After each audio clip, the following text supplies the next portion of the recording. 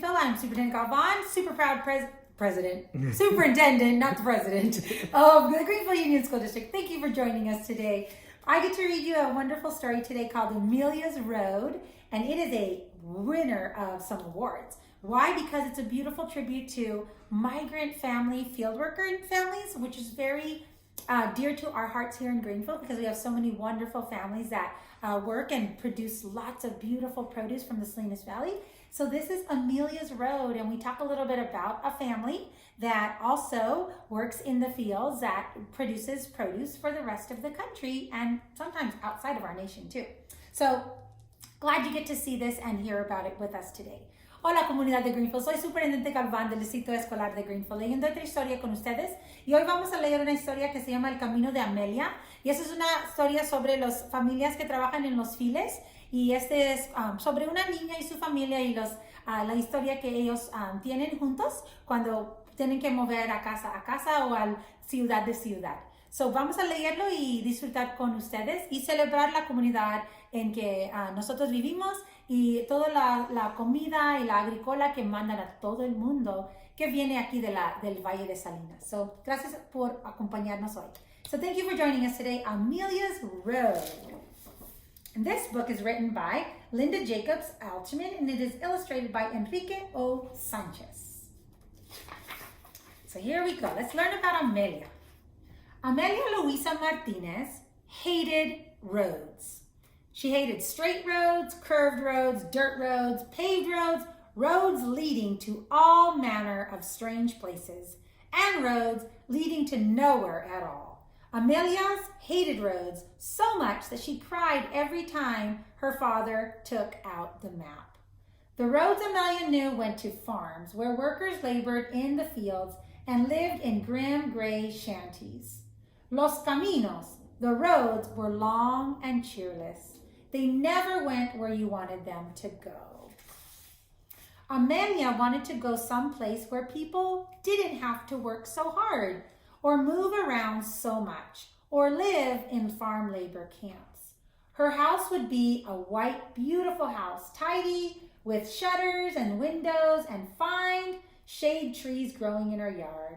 She would live there forever and never worry about los caminos again. It was almost dark when their rusty old car pulled to the stop in front of a cabin number 12 at the labor camp. Is this the same cabin we had last year? Amelia asked, but nobody remembered. It didn't seem to matter the rest of the family. It mattered a lot to Amelia though. From one year to the next, there was nothing to show Amelia had lived here, gone to school in the town and worked in the fields. Amelia wanted to settle down. She wanted to stay in one place, to belong. Oh, maybe someday, said her mother, but right now, the wonderful someday never seemed to come. Mama, Amelia said, where was I born? Mrs. Martinez paused for a moment and smiled. Where? Let me see. Must have been in Yuba City because I remember we were picking peaches up in Yuba City at that time. That's right. That was peaches, said Mr. Martinez, which means you were born in June. Amelia sighed. Oh, other fathers remembered days and dates. Her father remembered crops. Mr. Martinez marked all the important occasions of their life by never, ever forgetting the rhythms of the harvest. The next day, everybody got up at dawn.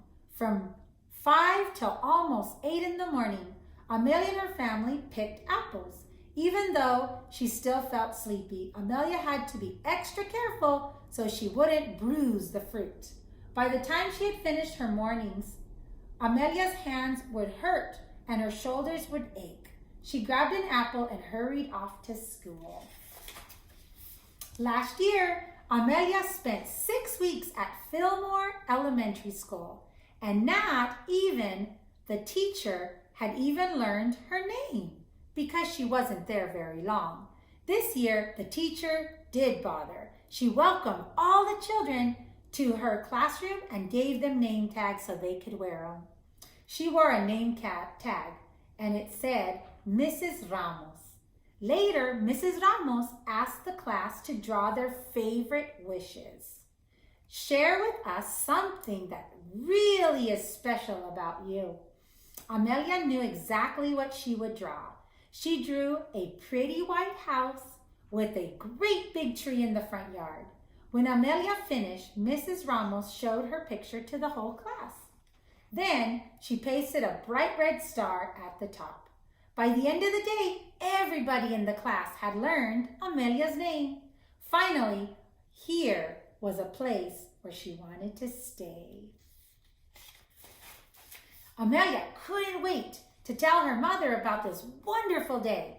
Feeling as bright as the sky, she decided to look for a shortcut back to camp. That's when she found it, the accidental road. Look at the beautiful flowers. Amelia called it the accidental road because it was narrow and rocky and more like a footpath that happened by accident than a road somebody built on purpose. She followed it over a grassy meadow, through a clump of bushes, and down a gentle hill. There, where the accidental road ended, stood a beautiful, most wondrous tree. It was old beyond knowing and quite the sturdiest, most permanent thing Amelia had ever seen. When she closed her eyes, she could even picture it in front of her tidy white house. Amelia danced for joy, her black hair flying as she twirled around and around the silent meadow. Almost every day when work and school were over, Amelia would sit underneath that tree and pretend she had come home. More than anywhere in the world, she wanted to belong to this place and know that it belonged to her. But the harvest was almost over, and Amelia didn't know what she'd do when the time came for them to leave again. She asked everyone for advice: her sister Rosa, her parents, her brother Hector, her neighbors at the camp, and Mrs. Ramos at school. But nobody could tell her what to do. The answer, when it came, was nearly as accidental as the road. Amelia found an old metal box that was somebody had tossed into the trash. It was dented and rusty, but Amelia didn't care. That box was the answer to her problem. So she set to work at once, filling it with Amelia things. First, she put in her hair ribbon her mother and her had made for her one Christmas. Next came the name tag from Mrs. Ramos that had given her. Then a photograph of her whole family taken at her last birthday. And after that, the picture she had drawn in class with the bright red star on it. Finally, she took out a sheet of paper and drew a map of the accidental road, from the highway to the very old tree. In her best lettering, she wrote, Amelia Road, on the path. Then she folded the map and put it in her box. When all of the apples were finally picked, Amelia's family and the other workers had to get ready to move again. Amelia made one more trip down the accidental road, this time with her treasure box.